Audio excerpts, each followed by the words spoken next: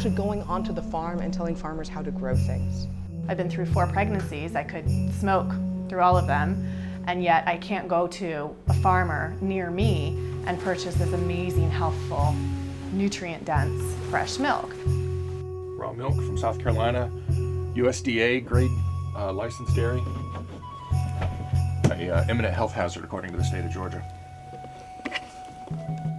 They even took the sheep that I had brought over from New Zealand, and they took them out to Iowa and they killed them for a disease that doesn't exist to this day. What I saw from at the top of the stairs was a man right here around the corner with his arm like this and a gun pointing up at me.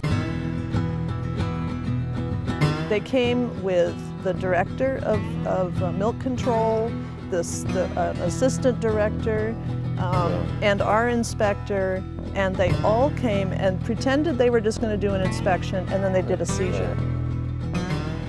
They terrorized the children, took the farmer away in handcuffs.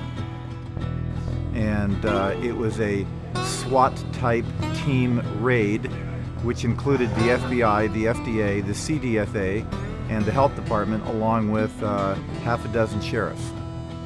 We were just recently raided again for the 3rd time, 6:30 in the morning. Knock on the door and my kids again ousted from their beds. Every time there is a major shakeup in the food system, local food takes a hit.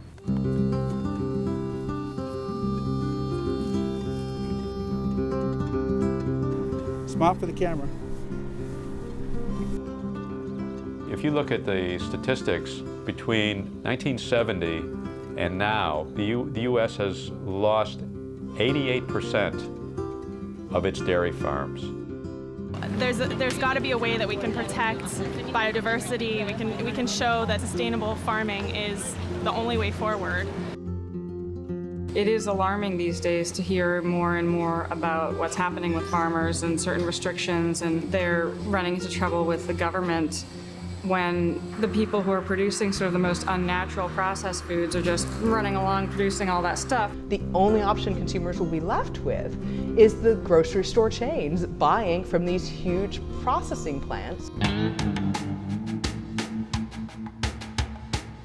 There aren't a lot of advocates right now for sustainable farming and organic farmers within our government. And I'm hoping that the public pressure and the support of local foods is starting to push change.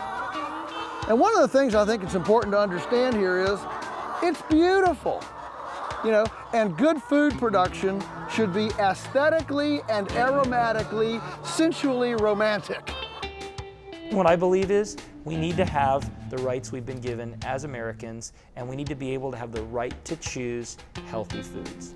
Some terrible things are happening out there. Fortunately, we do have good legal help now, and we have the internet, and we have ways of publicizing these things. But it's America, wake up. I mean, these things are starting to happen, and if we don't have a huge outcry, it will continue to happen.